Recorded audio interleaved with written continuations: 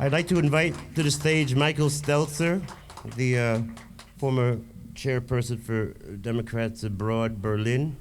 He's going to make a what do you call it, a PowerPoint presentation about this hat. He'll explain it all to you. Ladies and gentlemen, Michael Steltzer, please. Yeah, good evening, ladies and gentlemen. Up front here, you'll see a few pictures. I first did this PowerPoint presentation for the Inauguration Day party of Democrats Abroad on the 21st of January, which was also Martin Luther King Jr. Day. It was a celebration. And I'm going to take you through a little trip from 1863 to 2013. And United States Senator Charles Schumer, he announced the presidential inaugural theme, Faith in America's Future. And what he did was also show that this Inauguration Day was 150 years of the Emancipation Proclamation, and it's also 150 years of the mounting of the Statue of Freedom on top of the Capitol of the United States of America. That's where the Parliament is. Now, this statue was designed by an architect and also an artist named Mr. Crawford. He was the one who designed it. And I think it's important to know about this little statue because you have to know where you come from if you know where you're going to go. The Statue of Freedom, who and what is that? Here you see a picture of three men, I think it was somewhere in the 1920s, up on top of the Capitol building, and you see the head of the Statue of Freedom. And you see these plumes, you see this bird, you see these 13 stars, very patriotic. But it was not originally planned that way. It was supposed to be different. The Statue of Freedom was designed by Thomas Crawford. It was commissioned by President Franklin Pierce. And he had a guy who was the Minister of War. His name was Jefferson Davis. If any of you know American history, you will know that Jefferson Davis was the first president of the Confederacy of the Southern States. He was a slave owner from Mississippi. So he did not like the first plan that was made for the Statue of Freedom. Here you see some more pictures. The Statue of Freedom was also known as Armed Freedom. She has a sword. She's supposed to defend the United States. This is the original plan of the Capitol. It was built at that time, and way on top of this dome, which was supposed to represent the planet Earth, is the Statue of Freedom. So it is the highest point in the city of Washington, D.C. And here, if you look carefully, it was the original design of the Statue of Freedom. She had a Phrygian cap, so-called Liberty cap, on her head. And when Jefferson Davis saw that, he said, there is no way that this hat is going to stay there because this hat was a symbol of manumission, a symbol of freed slaves in Rome. It came from Phrygia, from a part of Turkey. And this hat, he said, no way will a hat of a freed slave be on top of the Capitol building. So he refused to have that and had it changed. I'll show you what this hat looks like. I've got one myself here. You might recognize it.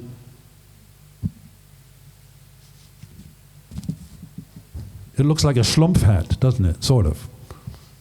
Let's continue.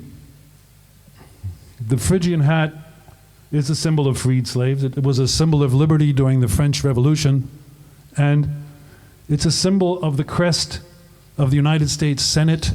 It's a symbol in the crest of the United States Army. It's a symbol in the crest of Cuba, and it's known as a symbol of liberty and freedom. But Jefferson Davis didn't want to have that on top of the building. Here you see, well, it's a little bit difficult. This is a French hat that was worn during the French Revolution by the revolutionaries. Here you see some Americana, young Uncle Sam with his girlfriend wearing a Phrygian cap, a sculpture from Rome. Here is the official seal of the state of Iowa. Maybe you will see the Phrygian cap in that logo on top of the American flag. Here is the official seal of the United States Senate with the Phrygian cap. Here is the official seal of Cuba. Here is the official seal of the United States Army. So Jefferson Davis removed it, and as a slaveholder, of course, he does not want that symbol on top of the Capitol. The artist Crawford, he had to change the hat of the Statue of Freedom. So this is what it looks like, a Roman-type hat with 13 stars and an eagle with 13 feathers, symbolizing the 13 original states. So it was built by slaves. It was designed to be a free slave. She was an African American, she still is up there, and now has the feathers of an American Indian. So my thoughts on that, 150 years later, we have an African American as president of the United States in spite of Jefferson Davis. Our freedom is so armed that we are destroying the basis of our future existence. And the decision of a racist slave owner is still at the highest point of our capital. So we are still a long way away from a post-racial society, as some people might think. So those are my thoughts to this hat. I'd like to continue with a short anecdote, a little story. As many of you might know, if you're interested, here are some sources. Give me your email address and I'll be glad to send you what's here. But let's go on a little bit further. In 1964, Martin Luther King Jr. visited Berlin upon invitation of the mayor, Willy Brandt. Very few people know that. He came here and he visited the city. It was divided at the time. Here's a picture of him at Bernauer Straße. I'm kind of proud to see my father showing him what the city was about here. He spoke in West and East Berlin. Willy Brandt invited him. He witnessed the rescue of a East German who jumped into the Spree River and was shot at by the East German border guards. And so during that time when he was here, he went there and he saw the rescue mission. There was an American soldier who jumped into the Spree to rescue this guy. He spoke at the Rathaus Schöneberg, and then he went to the Waldbühne and spoke to 20,000 people there. Later, during the day, he visited Bernauer Straße, and then he went to East Berlin. But there was a problem because the American officials did not want him to go to East Berlin. They were afraid something might happen to him. So they took his passport away. But Martin Luther King was kind of smart, so he took the official limousine which the city of Berlin had given him, and he drove to Checkpoint Charlie, got through on the western side, of course, because the Americans let him through, but on the East German side, he had to show his passport, but he didn't have his passport. So what did he do? He pulled out his American Express card to identify himself, and the East German border guard said, well, you can go through. And he spoke at a church in East Berlin, and he told everyone, here on either side of the wall are God's children, and no man-made barrier can obliterate that fact.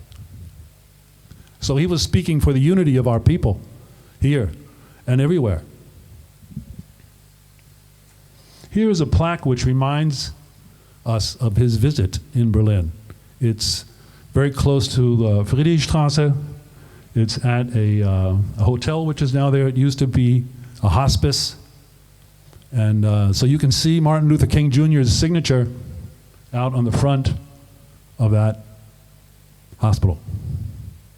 He spoke to a number of people, and actually his father, who was also called Martin Luther King, was also in Berlin about 40 years earlier, spoke at the Sportpalast. So don't forget, it's Martin Luther King Jr. So 44 years later, the 44th president, Martin Luther King, was here in 1964. And the 44th president was in 2008. You subtract the one from the other, you have 44. So Barack Obama visited us here in Berlin, and he, as you know, became the 44th president. So some thoughts? Why didn't Barack Obama mention Martin Luther King when he came and spoke to us in Berlin on July 24th in 2008? He mentioned Kennedy and Reagan, which is spelled wrong up here, excuse me. Is Barack Obama really fulfilling the legacy of Martin Luther King? A question we should all ask.